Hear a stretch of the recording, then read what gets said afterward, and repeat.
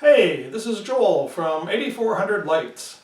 Welcome to today's episode of Lessons Learned the Hard Way. Now in today's lesson I wanted to talk about selection of electrical cable.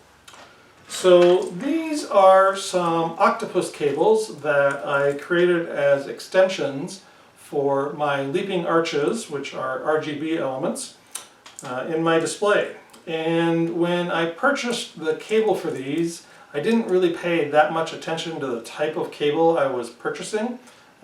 Tended to get what was probably the cheapest cable I could find, and ended up being a cable called copper-clad aluminum, or CCA cable. Went ahead and constructed my octopus extensions, and I had my little adapters here for my RGB elements. And started to use these cables. Well, after about a year, I started to have some troubles with the arch elements and traced the problem to shorts or faults in various cables in these octopus cables. So I want to show you what I found then when I opened up one of these cables and got to the root cause of the problem.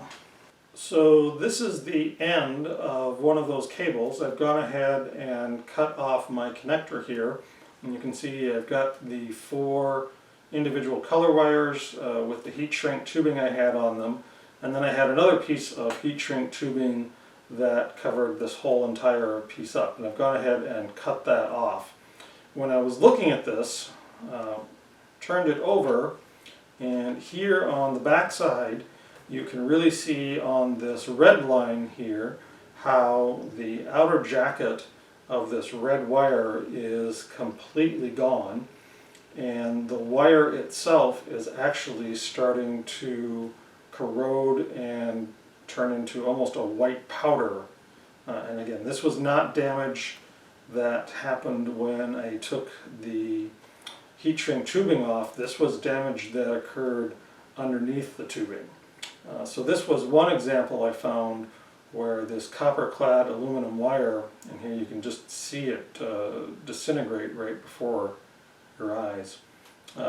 Copper-clad aluminum wire just did not stand up to the elements and caused a fault in my cable.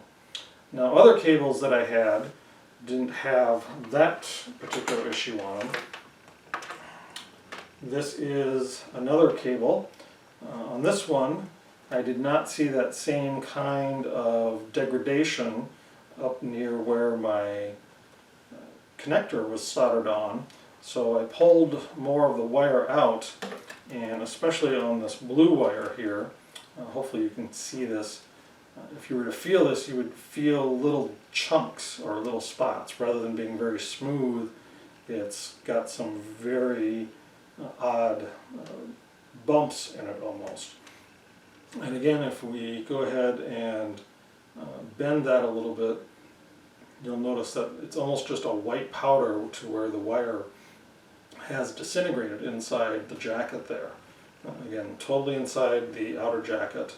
And again, here's another spot that you can just kind of see the excuse me, the white, almost powder-like nature that that wire has disintegrated to. It's also occurring on the red wire. Here on this one you can kind of see right there where that's happening.